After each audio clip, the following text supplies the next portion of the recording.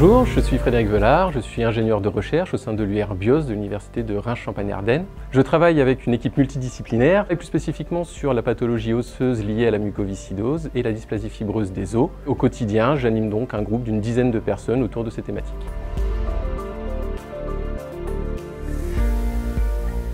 L'unité de recherche biomatériaux inflammation en site osseux, au sein de laquelle j'évolue, vise à comprendre la physiopathologie osseuse pour pouvoir proposer des solutions de régénération adaptées à tous les patients.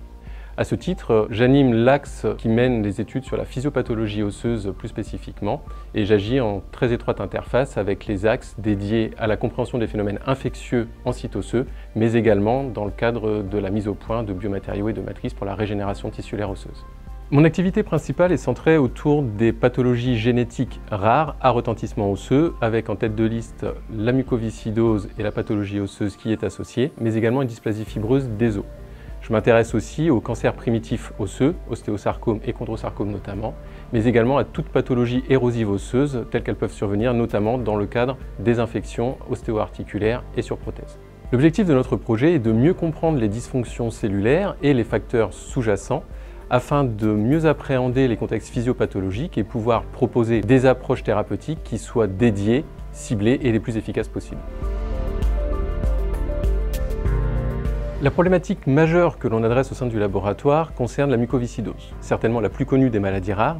Ce qui est un peu moins connu, c'est qu'elle a également un retentissement osseux fort, avec à peu près moitié des patients qui présentent une ostéoporose très particulière.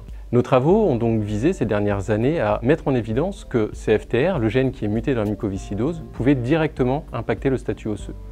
Ça fait une quinzaine d'années maintenant que nous intéressons à cette problématique et via des modèles murins et porcins, nous avons pu faire la démonstration de l'impact direct des mutations de CFTR sur la santé osseuse. Nous avons également pu mener des travaux sur des cellules humaines qui corroborent ces premières hypothèses. Actuellement, nous testons l'hypothèse d'une dérégulation secondaire via des altérations d'autres cellules hébergées au sein de la moelle osseuse, telles que les adipocytes. Parallèlement, nous profitons de l'expérience acquise dans le cadre de ces études pour mieux cerner les spécificités de la dysplasie fibreuse des os au niveau de la sphère orofaciale et nous capitalisons sur les compétences de l'équipe dans l'étude des phénomènes inflammatoires pour caractériser les infiltrats immunitaires au sein des ostéosarcomes, mais également pour tout ce qui concerne l'étude bien évidemment des phénomènes infectieux en site osseux. À l'échelle mondiale, très peu de laboratoires s'intéressent à notre problématique. Il reste donc énormément de travail à faire pour bien comprendre la physiopathologie cellulaire et pouvoir proposer des nouvelles approches thérapeutiques pour les patients. Notre objectif reste de caractériser les dysfonctions cellulaires pour pouvoir proposer de nouvelles options thérapeutiques pour les patients. À court terme, les travaux vont donc s'intéresser à valider ces potentielles actions thérapeutiques et à ce titre, notamment, des travaux menés conjointement avec des collègues chimistes ont mené à la création d'une start-up qui vise à développer de nouvelles molécules candidates.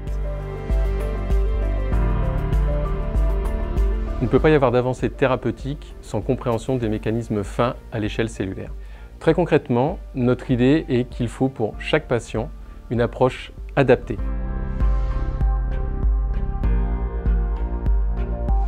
Oui, les échanges qui sont permis, notamment au sein des journées organisées par la filière Oscar, permettent d'interagir avec les collègues, cliniciens, scientifiques, mais aussi les associations de patients, les patients eux-mêmes parfois, et tout ceci provoque une vraie émulation qui sert à la réalisation de nos travaux scientifiques.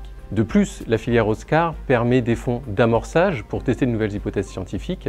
Nous avons d'ailleurs à ce titre pu obtenir avec des collègues lyonnais un programme de recherche basé sur la dysplasie fibreuse des os. Enfin, nous avons eu la chance au sein du laboratoire de travailler avec des laboratoires à l'étranger, aux États-Unis, en Suisse, en Irlande notamment. Mais le maillage à l'échelle nationale est absolument fondamental et c'est un des éléments pour lequel la filière Oscar est vraiment facilitateur.